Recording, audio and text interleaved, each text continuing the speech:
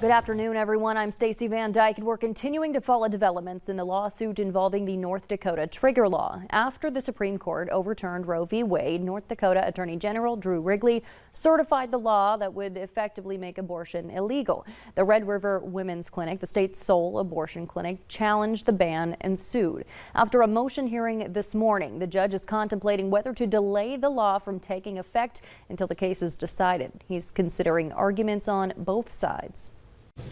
Doctors will need to balance the risk of jail time with safeguarding their patients' health. Only these concurring opinions recognize that North Dakota's long-standing history of prohibiting abortion except to preserve a woman's life. In the meantime, the clinic is operating out of Moorhead. The judge says he'll make a decision by next Friday, August 26th. That's the same day the abortion law is set to go into effect. Meanwhile, Walmart, the nation's largest employer, is expanding its abortion coverage for employees. In a memo sent to employees, the company says its health care plans will now cover abortion for employees when there's a health risk to the mother, rape or incest, ectopic pregnancy, miscarriage, or lack of fetal viability. The new policy will also offer travel support for workers and dependents covered under their health care plans, so they can access services that are not available within 100 miles of their location. Meteorologist Nathan Hopper joins us now with a first look at your forecast. Nathan?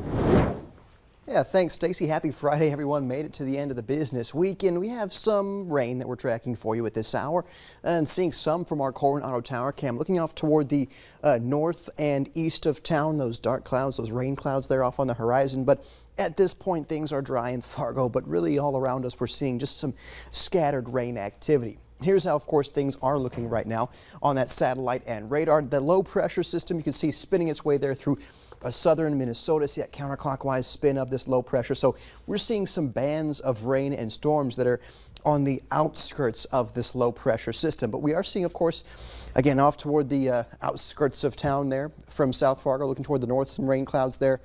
And then down through portions of Cass County from the Page area down toward Castleton, Edgeley, seeing some heavier downpours there. At this point, nothing severe with these, that's the good news, but enough to bring a heavy downpour to some locations wherever they may have impact for this evening. You can see northern Minnesota, just a very widely scattered showers and rumbles of thunder there at this point. Of course, Stacey, we are seeing improving conditions from north to south tonight, which I think is good news for the weekend forecast, but we'll break that down in detail in a few minutes. All right, thanks so much, Nathan.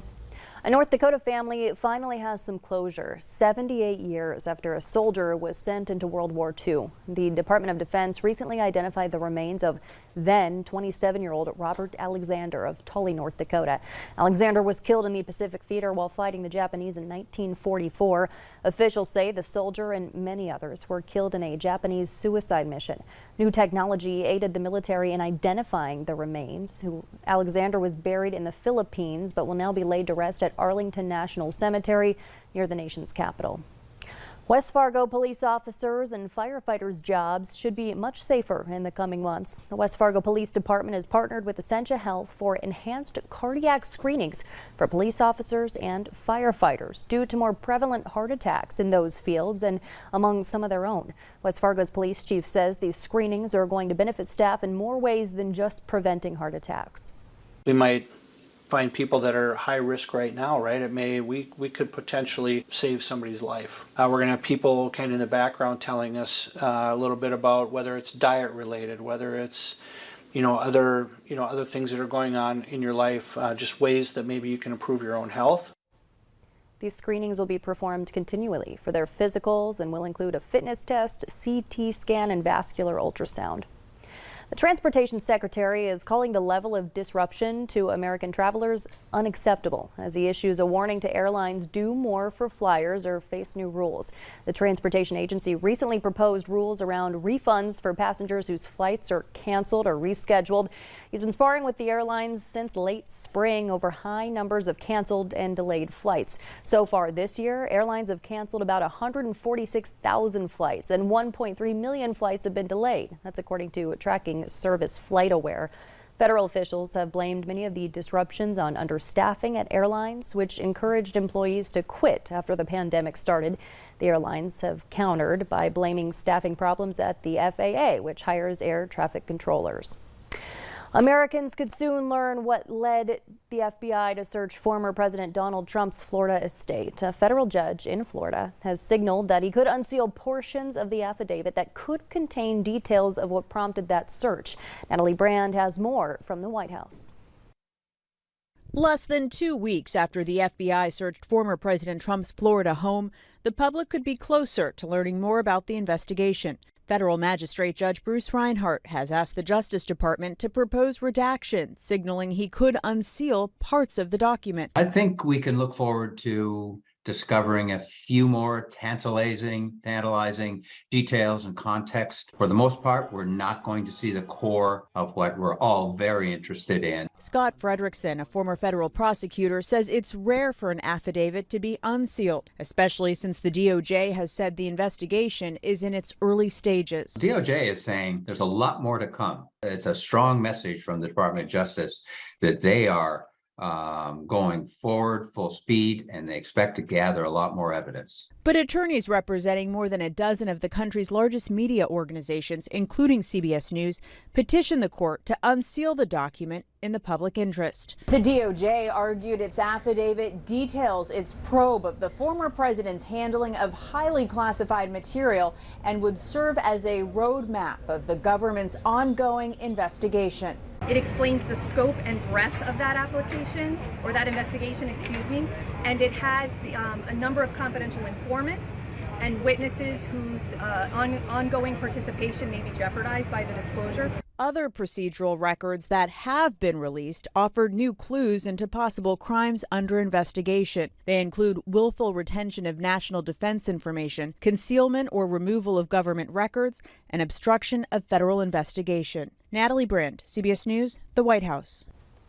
Federal investigators are looking into allegations that Trump mishandled classified information after improperly bringing documents, some labeled top secret, from the White House to that Florida estate. The former president has also claimed that he declassified the documents at issue before he left office. He denies any wrongdoing. The United States will be sending nearly $800 million in new military aid, including at least Scan Eagle surveillance drones, mine-clearing rollers, and anti-armor rounds.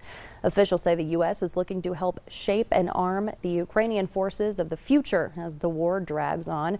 This latest aid comes as Russia's war on Ukraine is about to reach the 6-month mark. It brings the total U.S. military aid to Ukraine to $10.6 billion since the beginning of the Biden administration. It's the 19th time the Pentagon has provided equipment from Defense Department stocks to Ukraine since August 2021. The UN Secretary General is calling for a demilitarized zone around the facility, which is in Russia-occupied territory in Ukraine. Both sides blame each other for shelling the area. This morning, Russia said its forces are there to prevent what it called a Chernobyl scenario, a reference to Europe's most nuclear accident. Charlie DeGata is in Ukraine tracking this growing crisis.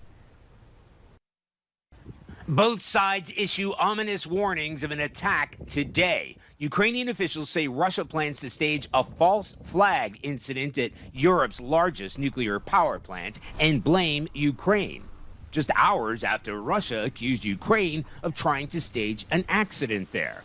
The threats are timed to coincide with a visit to the country by Turkish President Tayyip Erdogan and UN Chief Antonio Guterres. The area needs to be demilitarized. And we must tell it as it is. Any potential damage to Zaporizhia is suicide. President Zelensky demanding an immediate and unconditional withdrawal. Russia must stop all provocations and certainly all shelling, he said. We cannot allow Russia to deliberately put us all on the edge of a radiation catastrophe. Ukraine accuses Russia of using it as a military base for troops and equipment. Shaky social media video appears to show Russian military vehicles parked inside the complex.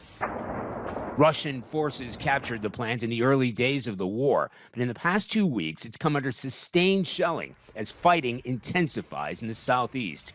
While there has been no let-up in Russia's relentless missile strikes on eastern cities like Kharkiv, where officials say at least 19 have died and dozens more have been wounded in 2 days of heavy bombardment.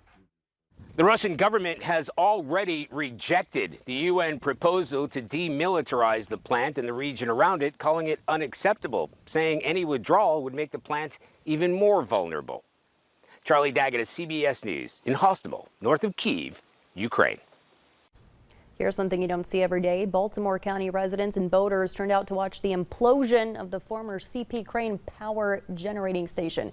There was a deafening boom as crews detonated explosives that brought that power plant down.